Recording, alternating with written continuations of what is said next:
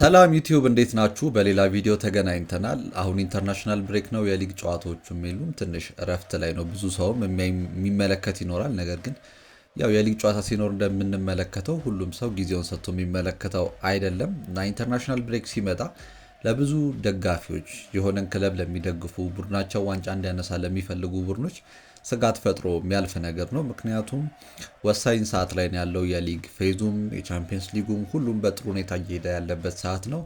ቡድኖች ተጫዋቾቻቸው ፊት ሆነው እንዲቆዩ የሚፈልጉበት ሰዓት ነው። ስለዚህ ሌላ ተጨማሪ ጨዋታዎችን ማድረግ ለብሔራዊ ቡድን ጉዳት ሊያስከትል ስለሚችል በጣም የሚሳቀቁበት ጊዜ ነው እና እንደሚፈሩትም ደግሞ የመሆን አጋጣሚ ሁልጊዜ ይኖረዋል እና አሁንም የአርሰናል ተጫዋቾችም ሌሎቹም እንደዚህ እየተጎዱ ይገኛሉ። ግን ዛሬ ትኩረት የምናደርገው ስለ ራፊና ይሆናል። ራፊና ድጋሜ መጎዳት ችሏል። ስለዚህ ባርሴሎናን ለ4-5 ሳምንት የሚያገለግል አይሆንም እና ስለዚህ ጉዳይ ትንሽ ለማውራት ነው።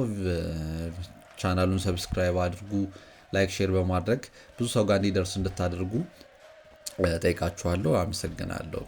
ባለፈው ከፈረንሳይ ጋር በነበረው ጨዋታ ብራዚል ራፊናን አሰልፈው ነበረ። ራፊናም እንደምታውቁት በጣም በኢንቴንሲቲ የሚታወቅ ፕሬስ በማድረግ ምንም ችግር የሌለበት ተጫዋች ነው። ታዲያ ይህ ጨዋታ ፍሬንድሊ እንደመሆኑ መጠን ለምን ራፊና ተጫወተ ብለው የሚከራከሩ ሰዎች አሉ። በእርግጥ ይሄ ክርክር ትክክል ይሆን አይሆን እርግጠኛ ባልሆንም፣ ምክንያቱም አንድ ተጫዋች ወርልድ ካፕ በሊደርስ ባለበት ሳምንታት ወይም ደግሞ ወራት በቀሩበት ሁኔታ አንድን ሀገር አልወክልም ሊል አይችልም። ምክንያቱም አንድ ሀገሩ ነው፣ ሁለት ደግሞ ያለውን ኮሚትመንትም ሊያሳይ ይፈልጋል። በእርግጥ ነገር ግን የብዙዎቹ ውሃ ሊያነሳ የሚችለው አርጊመንት ምንድን ነው? የሚጮትም ከሆነ ለምንድን ነው በጣም ራሱን ሙሉ በሙሉ እንደ ትልቅ ጨዋታ ቆጥሮ ስፕሪንት የሚያደርገው ፕሬስ የሚያደርገው ለምንድን ነው ብለው የተከራከሩ አሉ። ይሄ ምናልባት ትክክለኛ ሊሆን ይችላል። ኪሊያን ኤምባፔ ሊያልፈው ሲል ነው ኳሱን ለማስቆም ሲሞክር እግሩን ዘርግቶ ለመቀበል በሚሞክርበት ሰዓት ነው ቀኝ እግሩ ሃምስትሪንግ ይመስለኛል የተጎዳው።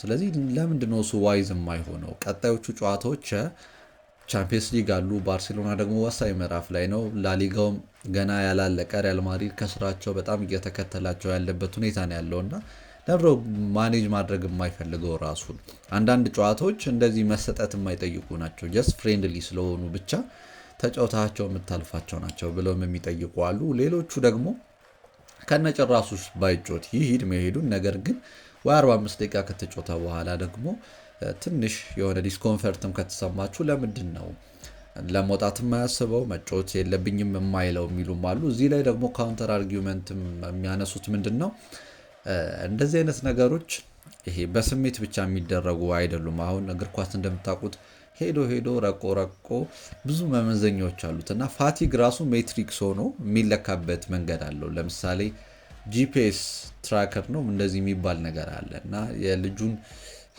ፋቲግ በትክክል ሊለይ የሚችል። ስለዚህ ሜዲካል ስታፉ ይህን ነገር ለአሰልጣኙ ማቅረብ፣ አሰልጣኙ ከዛ መወሰን መቻል ይችላል። ስለዚህ እሱን ብሌም ማድረግ አይቻልም። ነገር ግን ይህ ብቻ ስላልሆነ መመዘኛው እሱም የተወሰነ ነገር ማዋጣት ነበረበት። ሀሳብ በቃ መጮት የማይፈልግ ከሆነ ትንሽ ዲስኮንፈርት የሚሰማው ከሆነ መናገር ነበረበት የሚሉ አሉ። ግን እንደ አጠቃላይ ስለዚህ ጉዳይ እንመለሳለን። ነገር ግን ተጫዋቾች በዚህ ዘመን እንዴት ኤክስፕሎይት እንደሚደረጉ ታውቃላችሁ እና ብዙ ሰዎችም ተጫዋቾችም ይህን ነገር ያማርራሉ። እኛ ሰዎች ነን፣ በቃ አልቲሜትሊ ተጫዋች ብንሆንም እረፍት ሊሰጠን ይገባል። በጣም ከመጠን በላይ ነው የጨዋታዎች መደራረብ ያለብን። የሀገር ጨዋታ ይኖራል፣ የክለብ ጨዋታዎች በጣም ብዙ ናቸውና ካሌንደሩ ሲወጣ ለምንድን ነው ኮንሲደር የማያደርጉት እያሉ ያማራሉ። ፊፋንም የመጠየቅ አይነት ስሜት ማለት ነው እና ብዙ ጊዜ እንደዚህ ይሉ ነበር። እኔ እንደውም የማስታውሰው የሮድሪ ከመጎዳቱ በፊት ኤሲኤል ከመጎዳቱ በፊት አንድ ነገር እየተናገረ ነበር ስለዚህ ጉዳይ በጣም አስቸጋሪ እንደሆነ፣ ኮንጀስትድ የሆነ ፊክስቸር ተጫዋቾቹን እንዴት እንደሚያጠቃ እያወራ ባለበት በሳምንቱ ነው እሱ ኤሲኤል የተጎዳውና ኤሲኤል የተጎዳበት ምክንያት ደግሞ ምንድን ነው ብላችሁ የምትጠይቁ ከሆነ ግልጽ ነው፣ ማብራራት የማይፈልግም። ብዙ የክለብ ጨዋታዎች አድርጓል፣ ለሀገርም እንደዛውና ተጫዋቾችን በጣም በዚህ ልክ መጠቀም እንዴት ችግር እንደሚፈጥር ያየንበት ነው። ክለብ ወርልድ ካፕንም በተመለከተ ብዙ ትችቶች ተነስተዋል እና አሌክሳንደር ሴፈሪን አንዴ ያሉት ነገር ምንድን ነው? ይሄን ኮምፕሌን የሚያነሱት እንዳለ የእግር ኳስ ተጫዋቾች አይደሉም፣ የተወሰኑ ኢሊት ግሩፖች ናቸው። እነሱም ፋይናል ላይ ምናምን የሚደርሱትና የጨዋታ መብዛት ያጋጠመን የሚሉት። ስለዚህ ሌሎቹ ደግሞ እዛ ጋር የማይደርሱት መጫወት ይፈልጋሉ አይነት ነገር አሉ እና ደሞዛችሁ የሚከፈለው ብዙ ጨዋታ በመኖሩ ምክንያት ነው። ይሄ ፕራይሱ ይሄ ነው። በቃ ብዙ መከፈል ብዙ እንድትጫወት ያስገድድሃል አይነት ነገር ማለት ነው። ይህንን ነገር ታዲያ እንዴት ይታያል የሚለው እኔ በእኔ ሀሳብ ልተወውና የርገን ክሎፕ የክለብ ወርልድ ካፕን ፊፋ እንትን ሲሉ ሲያዘጋጁ በጣም ተችተው ነበር። ይሄ ወረስት አይዲያ ነው። በቃ ምንም ኳስን ያልተረዱ ሰዎች የኳስን የዕለት ተዕለት እንትን ማያውቁ ሰዎች የወሰኑት ውሳኔ ነው እንጂ ለአይነት ውሳኔ እኮ አይወሰንም። ይሄ ብሬክ ነበር መሆን የነበረበት፣ ተጫዋቾች ማረፍ የነበረባቸው እያሉ ኮምፕሌን ሲያደርጉ ነበር። እና ኤንቢኤም አሁን ብዙ ለአሌክሳንደር ሴፈሪን ላነሱት የኤንቢኤ ተጫዋቾች ወይም ባስኬት እንደኛ የምንለው ብዙ ብር ይከፈላቸዋል። ነገር ግን በአመት ውስጥ አሉ እሳቸው ለ4 ወር ምናምን እረፍት ይሰጣቸዋል። አስቡት።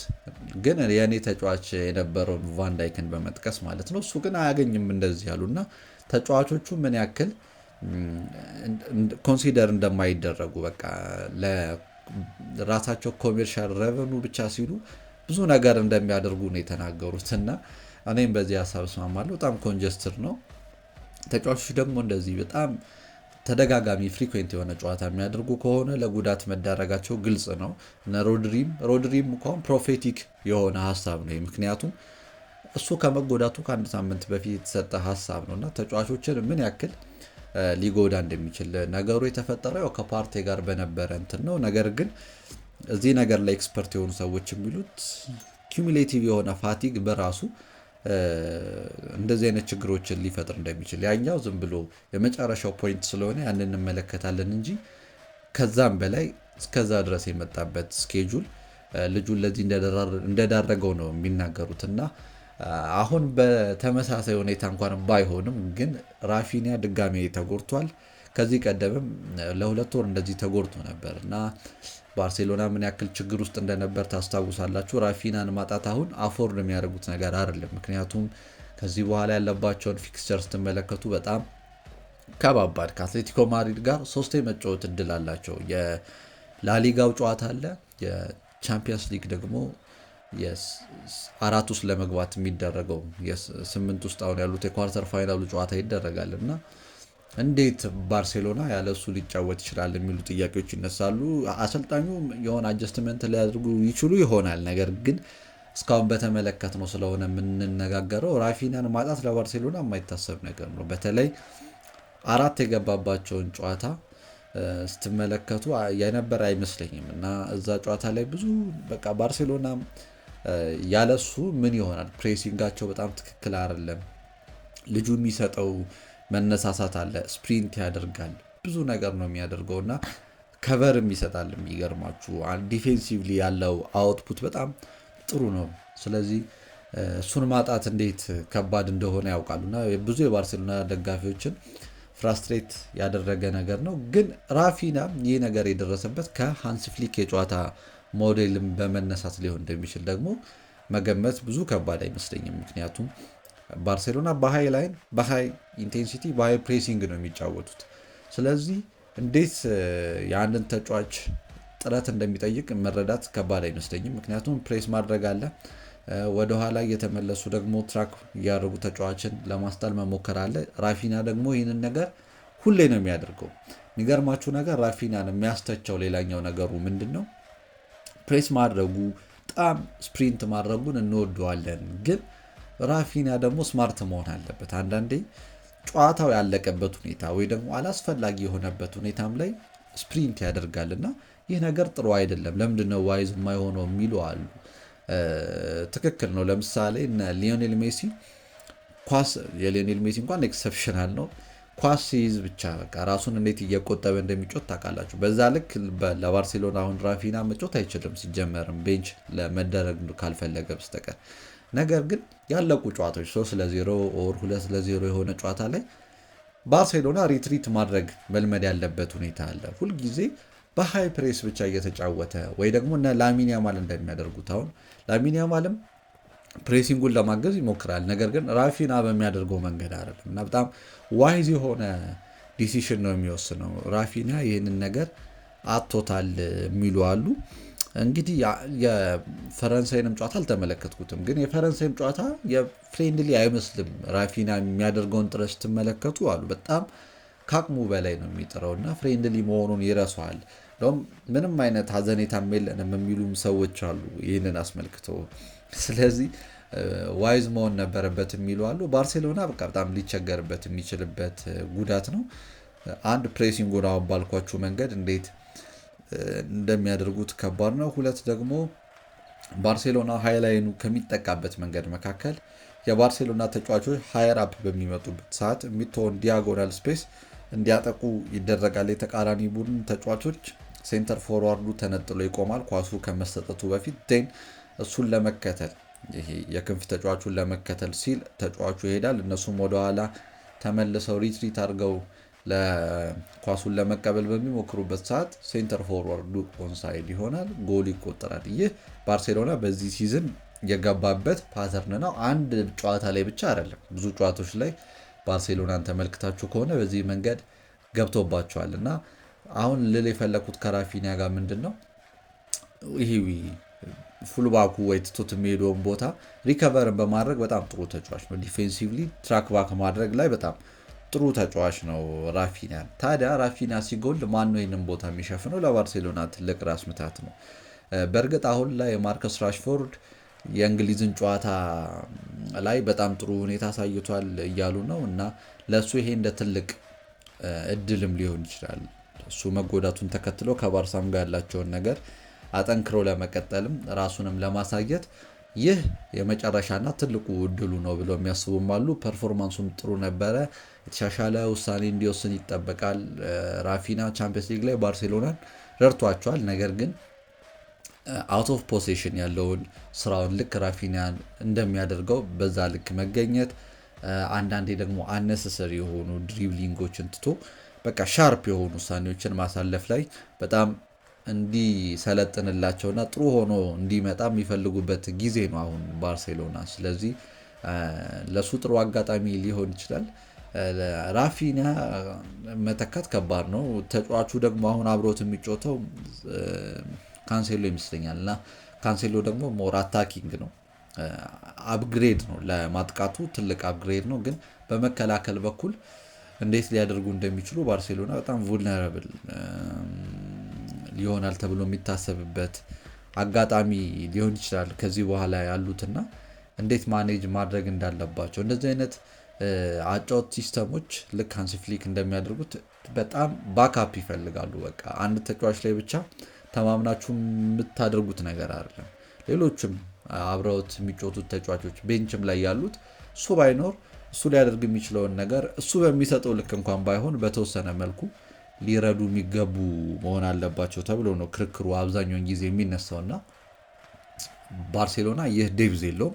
ያለው ደግሞ እንደምታውቁት ባርሴሎናውን ታይት ነው በጀታቸውም። ስለዚህ ይህን ነገር ያድርጉ አያድርጉ በጣም ግልጽ ያልሆነበት ሁኔታ ላይ ነበር የነበሩት። ሃንሲ ፍሊክንም የሚያስተቻቸው እኮ ልክ ነው ሃይ ፕሬሲንግ፣ ግን በቃ ታይም ግን መኖር አለበት። ሪትሪት 1-3-0 የሚመራ ቡድን ከሆነ ባርሴሎና ሃይ ፕሬሲንግ አያስፈልገውም፣ በቃ ሃይ ላይን አያስፈልገውም። አንዳንዴ ጌም ማኔጅ ማድረግ አለባቸው እየተባሉ ይወቀሳሉ። ይሄ የእሳቸው ፊሎዞፊ ነው።